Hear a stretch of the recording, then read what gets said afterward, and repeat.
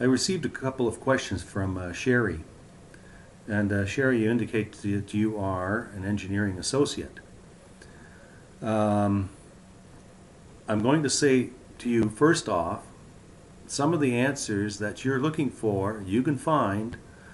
I happen to know with your company that you have people in a forestry group, and they would be able to provide the answers you're looking for. But let me see what I can do for you. So here's the first question. My question to you came up from a few older folks at a public meeting this past year. They're not very computer savvy or into search the web for answers, so here is the gist of their question. They wondered if the utility cuts a corridor through dense trees, how long before they would need to trim again? They are concerned about the light being opened up and new growth. Well, Sherry, that is exactly what happens. Now, when they cut a corridor through dense trees, the intent would be after that to maintain that corridor in low-growing plants. And you use the term to trim again. We need to make a distinction here. Trees that are on the side, the edge, may grow laterally towards the power line and may require pruning. That's how often that is going to happen is dependent on where you're located, what the soil conditions are, what the tree species are, things like that.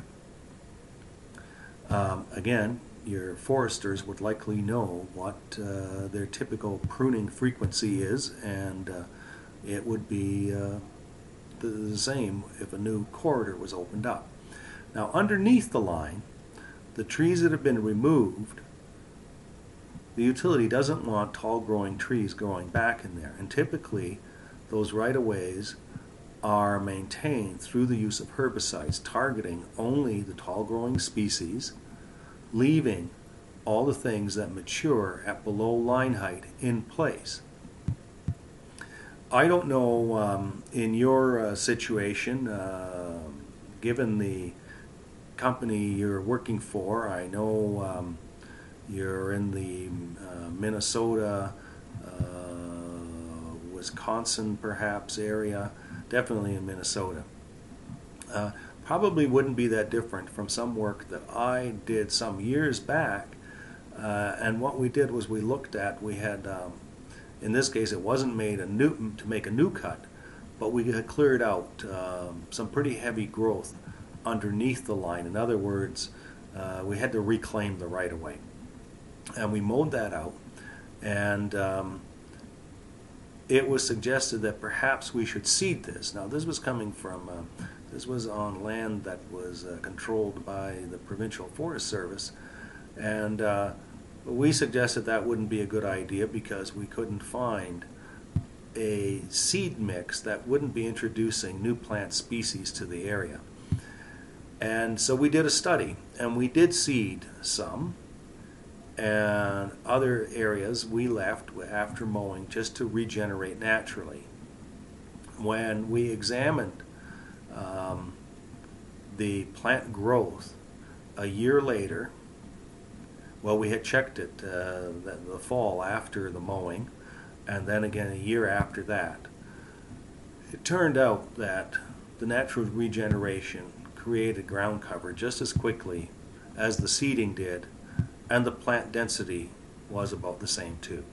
So the seeding really wasn't justified, and as we'd indicated, because it would be introducing new species into a forested area, that wouldn't be a very good practice. Sometimes you do that and you end up with a species that then crowds out the things that are native and natural to the area.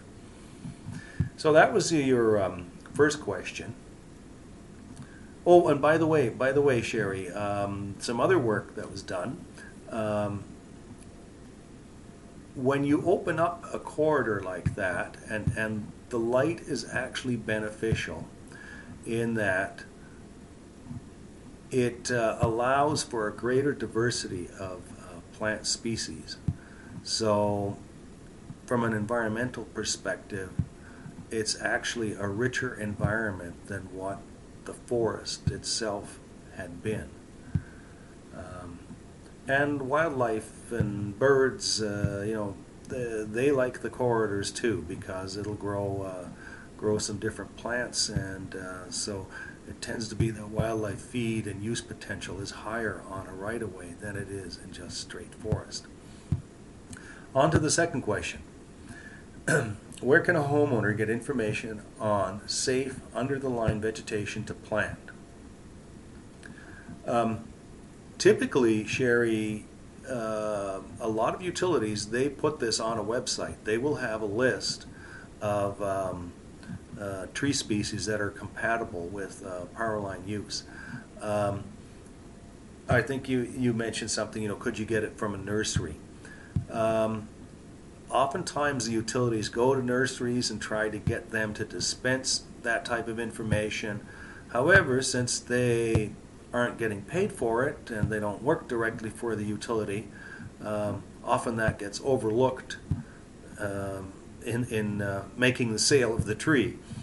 So a good source for you to look at would be to go to some of the larger utility websites and see. I have not looked at your company's website. There may even be a list there. But certainly a lot of the major utilities will have a section under vegetation management, and they will have compatible tree species to plant.